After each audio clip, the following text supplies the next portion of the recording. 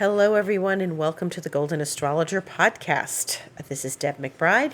I am broadcasting from lovely Escazú, Costa Rica, with Gata Marina in the room, and it is Sunday, the 23rd of October in the year 2022, and we are now in Scorpio season. So the sun has moved into Scorpio as of 6:36 a.m. Eastern Time today, and we are now in the season that is not Libra. It's Scorpio. And so Scorpio is about all things transformational, deep, intense, passionate, and anything that requires us to go inward and get to the depth of the matter. And that is what we do in the next 30 days while the sun is in Scorpio. We thrive on these deep moments. These are not about simple, lighthearted moments. And yesterday when we had the Sun-Venus conjunction in Libra, that was a nice, lighthearted moment and heartful moment, as I said on Instagram, but it was the last one before both of those planets, and Venus is now in Scorpio too. Venus went in a couple of hours before the sun went into Scorpio, and here we are with both planets. And Venus is not at her best in Scorpio because she's at her best in Taurus, the opposite sign. And she loves being in Taurus and being the earth goddess, And in Scorpio, she's the dark goddess. And there's nothing wrong with being the dark goddess, but there is a quality to having Venus in Scorpio where she feels that she is, handling things from other realms, not very much on the surface. So she is always diving deep. And if you know the myth of Inanna, and she is a goddess of the underworld. She went into the underworld to see her sister, and all sorts of things happened. Read that myth, Inanna, Ianna. And then there's also, of course, the Persephone myth, and she's the goddess of the underworld because she married the lord of the underworld, which is Pluto. Pluto rules Scorpio. Mars is the traditional ruler of Scorpio. And this is why we go in deep and we make deep questions in our life, and we understand ourselves on a very deep level. And that's what's more important about understanding this time, is that those solutions to things are usually deeper answers. So the answers you seek are deeply within. And that's what we do before we head into a wild party in Sagittarius ruled by Jupiter at the end of November. So, and in the meantime, Saturn went direct 12:07 a.m. this morning. And there you are. That's enough of one day. That's just one day, okay? And that's basically what this week is going to look like. So Venus and the Sun are in Scorpio. And Saturn has gone direct. And I feel like Saturn going direct was really setting in the last few days. And Saturn went retrograde back in early June. And I think it's been an intensely pressure-oriented time.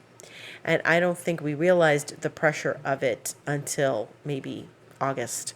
But, when a planet goes retrograde, it expects us to go within a bit and deal with the internal situations we have going on. And Saturn, even though it is very much about the material world and working hard and taking responsibility, there's some responsibilities we have to take on an innermost level.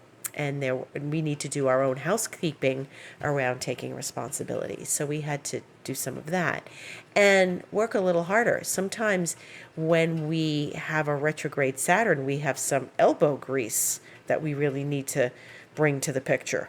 And if you really are needing things to get accomplished and done, you are doing things with, great amount of elbow grease and putting it in the extra hours. I have felt that Saturn really shifting direction has been very prominent in the last couple of weeks. And a few weeks ago, we had October 4th, in fact, it was Saturn and Uranus squaring each other for the last time. And they weren't exact like they were in 2021, but they were definitely close enough. And now they're coming apart. They have been traveling apart. But that added to the pressure of Saturn going direct. And I feel pressure in my head. I have friends who are telling me all they could do is sleep these last couple days. It's been exhausting and tedious, and I'm glad Saturn's direct because it needs to start moving forward, because we need it to, because it's been really, really tough. And I think it's been tough for people. I think I'm hearing stories from people. I've had to deal with a lot of bureaucracy. I have friends here in Costa Rica that had to deal with a lot of bureaucracy, and that's a very Saturnine thing, the whole, just the tediousness of, handling, needing to get a water letter and needing to get, things sorted out with a utility company and needing to get paperwork for something and get something translated and all of those details that we have when Saturn comes to the plate, right? So this is what we're dealing with. And I feel like hopefully the pressure will start to let up as Saturn starts to move forward. So we've got a Saturn. And where is Saturn for you? It's in Aquarius. It's at 18 Aquarius. It moved forward at 18 Aquarius. Where does that land in your astrological chart? Where are you dealing with these things? It's a component of how we deal with Saturn moving forward and how we can get our, game together while this is happening. And it's been one step at a time, really, really tedious. So that's one thing that's going on. Now, we have an upcoming solar eclipse on Tuesday, the 25th. And that is something very important. Now, here's a little tidbit about that. So I was looking at my former advanced astrology teacher's website or his Instagram or something. I think it was his Instagram, Michael Luton. And I don't look at it very often because sometimes he posts some creepy images. And Michael's an interesting sort of guy. And I had to stop following his Instagram and only go once in a while because I have all these beautiful things coming up and cute things and informative things. And then there's Michael. And he's just wants to outrage and freak out and those kinds of things. And I don't want that in my Instagram. Thank you. So he says that this is not really an eclipse. He says it's not really an eclipse. And he says that, it's far from the moon's path. Now, these are the little nuggets of information that I learned studying with him, and certainly one of the reasons why I did study with him, because he has all sorts of ancient knowledge that I don't know who he studied with, but he's very well versed in things that I never heard from anybody else. And he says this is not really an eclipse because it's not close enough to the moon's path, meaning the node. It isn't terribly close to the south node. And so one of the things you look for in an eclipse is the proximity of the eclipse to the nodes. The second one that we're going to have in 2 weeks, now that's close to the nodes. And so that is the more powerful of the two eclipses. So he's saying this isn't really an eclipse. And I remember once before him saying many years ago, oh, I wouldn't sit down to dinner at a table with that eclipse, about some eclipse that probably wasn't close to the node at that time. And I remember it then hit us over the head. So I don't know that I trust Michael's opinion on this, but I will discuss this eclipse as it is with Venus. So this is a Sun, Moon, Venus eclipse in Scorpio. And it's not exactly opposite Uranus because it's all in the beginning of Scorpio, not mid-Scorpio, which is where the next bunch of stuff happens. It's going to be mid-Scorpio, mid-Taurus, and that's with Uranus. But he says, Michael says, that, this is the second sip. This is the first sip of the second martini. He used that metaphor many, many times before. But he says that when you have an eclipse with Venus at the close to the south node, it's the first sip of the second martini.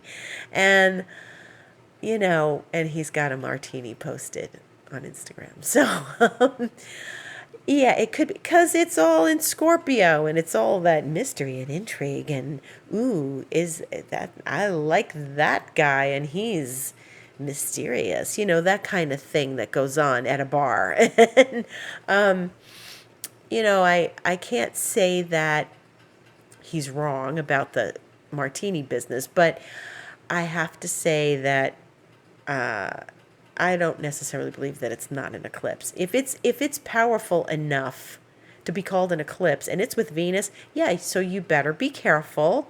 Better be careful if you go out on a date or if you go out to have martinis or drinks or something, or if you go out with colleagues and you want to make sure you're on your best behavior as opposed to getting drunk. In front of colleagues. And this is something that I think that Scorpio can let loose and be seductive.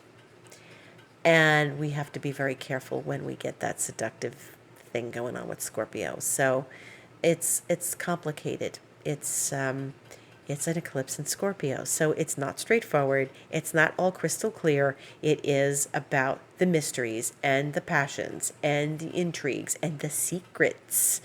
And this is where eclipses, can take us down a path we didn't plan on going on. However,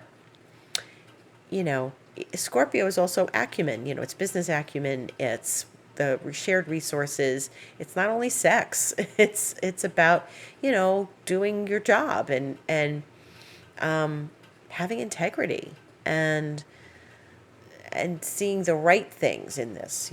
As opposed to thinking it's all going to be a roll in the hay and martinis and all that. If you fall into that, well, that's you take responsibility for it, because Saturn just went direct, and you don't need to worry about this. I don't think it's going to be so intense, except for the Scorpio factor of it. I don't think it's going to be the eclipse that we're going to have in 2 weeks. I think that's a more profound eclipse. So, but it does happen in a part of your chart at 2 degrees of Scorpio. So where is that for you?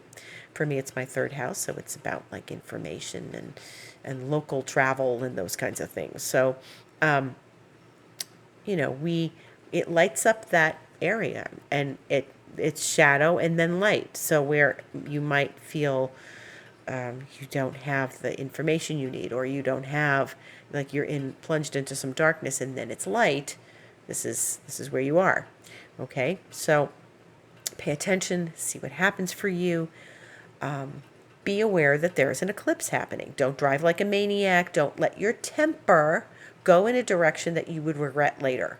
And so I'm in a coaching program right now, learning a certification coaching program, learning things about the brain. And we have different brain states. And one of them is like you can change your brain state. And I'm learning how to change people's brain states. So we're going to be able to do that for people in the next few weeks. I'll be able to do that. So when you change your brain state, you are not allowing it to take you down a path of destruction and like take you down a path of emotions, an emotional reaction to something. And you stop and you say, do I really want the aftermath of this? Do I really want this to happen? No, I probably don't. So let's not react that way. And it's not about not caring. I don't care where this goes. That's when you have to stop yourself and like go close yourself in a closet or the bathroom or something and just take a deep breath. Go get a glass of water and take a deep breath, because we don't want that. And that's eclipses bring emotions to the table, and we can get hot-headed even when we don't want to be hot-headed. It's like, where did that come from all of a sudden? It's the eclipse.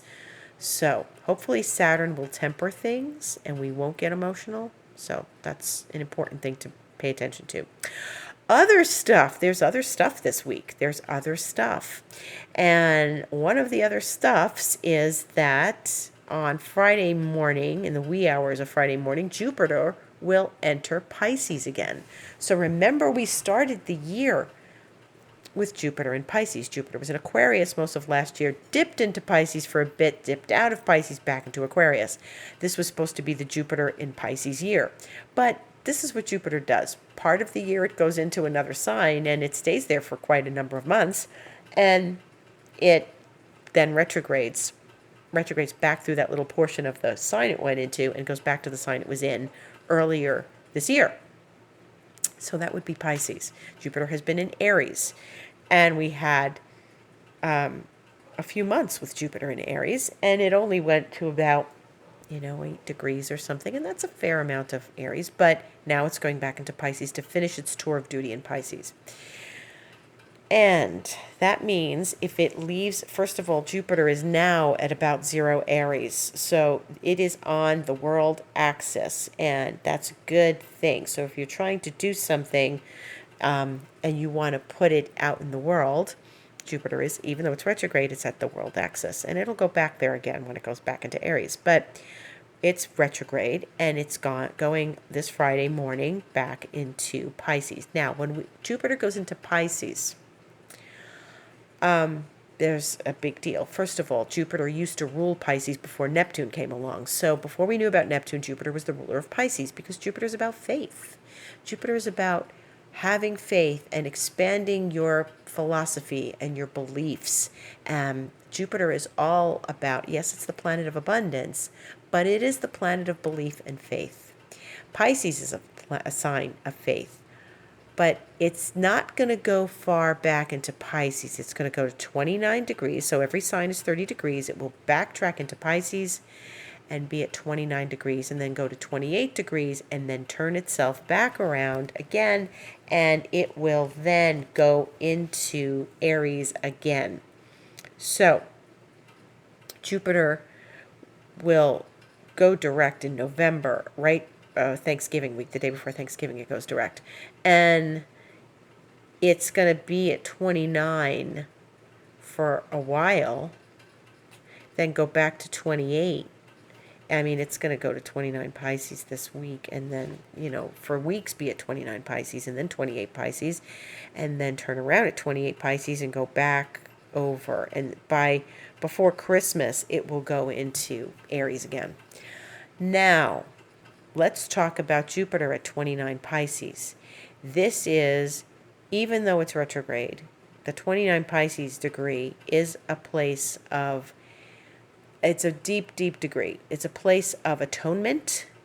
It's a place of surrender. It's a place of, faith, incredible faith, and it surrender. And so when Jupiter, the planet that ruled Pisces, and the planet that went back into its own sign now goes there, it is all about surrender and faith. And it is a deep, deep moment of surrendering to the universe, of having tremendous amount of faith. This is the last degree of the zodiac, okay? This is where it ends before it starts anew at 0 degrees Aries. So Jupiter is asking us to, atone, which is one part of this. And if it's Saturn there, then you've got a lot of atoning to do, right? If it's Jupiter, you're being given grace. And somewhere, somehow, you are being given grace, and the universe is smiling on you, and you're going to heaven.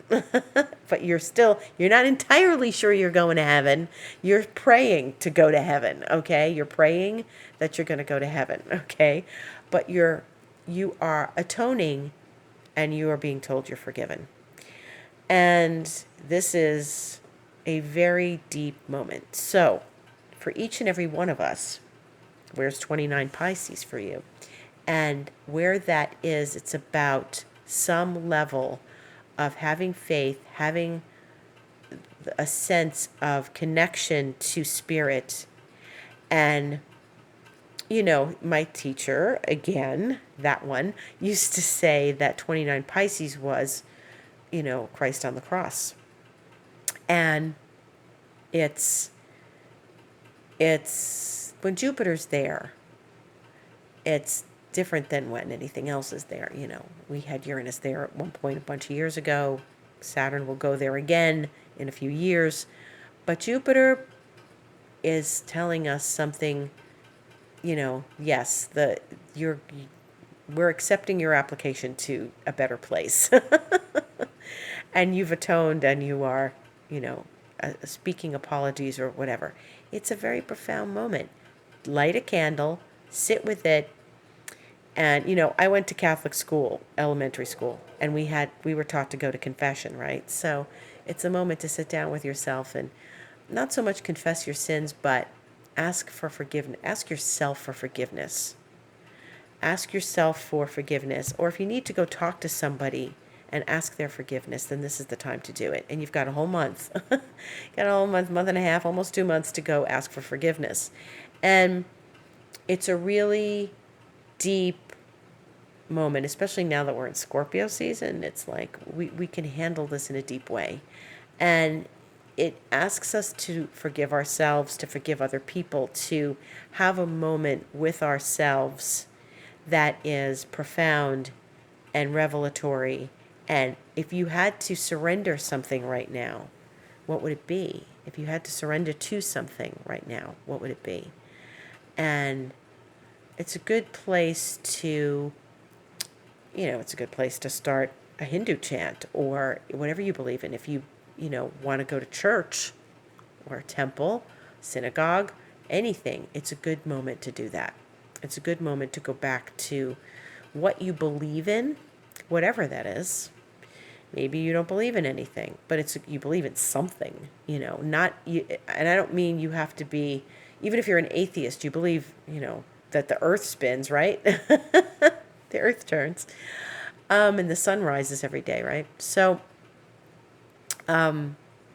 we go to a place within ourselves that we find a very deep place and we connect with it. And you can forgive yourself. You can forgive another. You can surrender to something greater than yourself.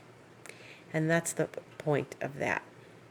And you can make an offering. You can make it. It's a very charitable place too. You can go make a donation. You can make a prayer for someone that's passed on. You can make a petition, for something greater in your life. You can take a spiritual moment for yourself. And so that's what this next month will be about. There's other things going on, right? There's still Mercury doing his business, and there's still, all the other planets marching forward. One at a time, they're going direct. But Jupiter will give us the moment of prayer, atonement, blessings, and maybe even sacrifice. So there's something very deep about this place. And so what does it mean to you? What do you feel you want to surrender? Do you feel you need to sacrifice something, or do you need to atone for something?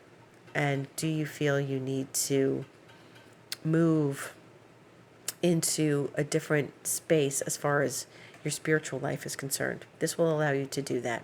Maybe you need to return to some sort of spiritual life. Maybe you need to just return to meditation. Maybe you had a very nice ritual that you did for yourself that was soothing and comforting. And that is a place that you want to go to in that month. So that's going to happen Friday morning. We will know how it feels as the week progresses. We'll talk more about that. And then next Sunday, when we meet again, Mars will be retrograde. So this is the long-awaited Mars retrograde. My goodness. So we're going to certainly talk a lot more about that on Sunday, because I bet there'll be some metaphorical things happening in everybody's life or in the news that we're going to know. But here we are with the moment that I've been talking about for a long time. August 20th, Mars went into the sign of Gemini. It's in Gemini. It's going now. It made its square to Neptune. It's still squaring Neptune on a certain level. Well, it's squaring Neptune for sure, but it's not exact like it was a couple weeks ago when so much happened. And it's at 25 Gemini. It's going to retrograde at 25 Gemini, and it's, at a place where we will, start to experience all the things of the house we have that degree of Gemini in. So what's going on for you? Where are you experiencing this Mars retrograde? And it's slowing down. Now it's slowing down, and there's not a lot of energy when Mars slows down. So we start to feel tired. We start to feel like we want to hibernate. We don't want to talk to people. It's a Gemini where it's like, meh, I don't have the energy for a conversation. So this is quite the aspect. So I invite you once again, if you did not see my webinar, I invite you to please purchase the webinar. You can buy it on my website, thegoldenastrologer.com. You go to book online, it's in the list of things to purchase, whether an appointment or the Mars webinar. I also sell it on stories, not every single day, but I have other things I sell on stories too, so on Instagram. It is a profound retrograde. It's going to be squaring Neptune a whole bunch, and there's a whole bunch of that in the podcast. The webinar. I'm talking about the fact that it's squaring Neptune. I'm talking about where it could land in your chart and what that means. So we've got a lot of work to do here with this Mars retrograde. Anytime one of the inner planets goes retrograde, especially Mars and Venus, and we're going to get Venus next year, especially Mars and Venus, there's always something that we have to look at in our immediate relationships, in our immediate life. And it's asking us again to go in, to go deep. Now, we're in Scorpio season, and this is one of the rulers of Scorpio. So you can be sure that this is going to have an effect on Scorpio season. That Mars is retrograding. Even though it's in Gemini, it's going to be the planet that rules Scorpio. So the sun, when we look at who it nods to, who it acknowledges Pluto, but it also acknowledges Mars. So the sun, Venus, they're in Scorpio, and they acknowledge Mars. And so relationships are going to be very interesting, especially while Venus is taking her cues from a retrograde Mars. Okay? This is going to bring up all sorts of relationship stuff. Now, again, I talked about these things in the webinar about what happens in relationships during Mars retrograde. And so we have a long, long time to talk about this. And, we have to experience it and witness it. And that's one of the things that we're going to be witnessing till January 12th. So by the time I see you again next Sunday, or we meet again next Sunday, Mars will be retrograde. It goes retrograde Sunday morning, 9:26 a.m. Eastern Time, and it is the 30th of October, next to the last day of October. So if you feel tired this week, if you feel lackluster, if you feel like you don't want to do things or take initiative, you can bet that's got to do with Mars. And I also launched that webinar on the Mastermind website. I just did that. I got approved today. Mastermind.com is hosting that webinar for me. So if you'd like to check it out, just type my name in at mastermind.com and you will find my webinar. And I did a little preview video telling what the webinar is about. And I also have a whole description there too. So this is it. This is the moment. This is the last week of Mars Direct until mid-January. So let's launch things if we can. Let's get things out there if we can. I know Mars has been its shadow for a while, since early September, but we are needing to pay attention to our confidence, all the things that Mars is. Our confidence, how we initiate, how we assert, all those things that Mars does for us, okay? And it's very important to pay attention to what's happening as the retrograde's happening and as, you look at your chart. And that's about it. That is a whole lot of week, let me tell you. So we've got new Scorpio season, we've got Saturn direct, and we've got Jupiter going into Pisces. We've got a solar eclipse, and we have Mars going retrograde at the beginning of next week. So I think we're going to have a busy week. And so just stay in touch with me on Instagram, The Golden Astrologer, so that you can listen to what I have to say about things as they evolve. Because when they evolve, new things come forward and I talk about them. So I sense into all of this. I use my intuition, I use my insights, I use my experience, but I sense into all of this and I know what I'm feeling and I know the stories the people around me are telling me. So I'll be back with that information on Instagram this week. You can also book a session with me, thegoldenastrologer.com, and book online. All the sessions are there. I'm here on this podcast, and I'm here in lovely Escazú. So if you ever come to Costa Rica, see me in person. And we are now at the beginning of a new week, so I wish you a beautiful week ahead. And hang in there during the eclipse. Keep your temper in check and move through this week with ease, grace, and flow. Thank you for listening. Have a beautiful week.